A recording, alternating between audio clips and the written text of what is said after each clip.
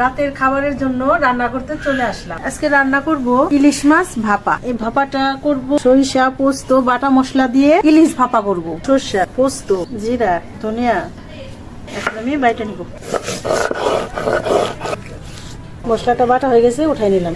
আমি ইলিশ মাছগুলি কাইটা ধুয়ে নিয়ে আসলাম। এখন মশলা মাখানোর জন্য বসাই নিই।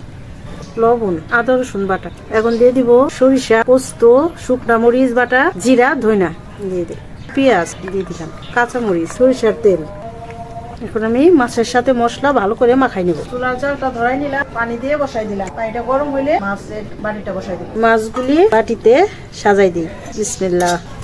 এখন আমি বাটির মুখখাটা লাগাই দিলাম, বাটিটা বসাই দিব। পানির মাপটা একদম ঠিক মতো হয়েছে। এখন আমি একটা ভাড়াতে দিলাম, এখন ঢাকাতে দিলাম। দেখি কি অবস্থা।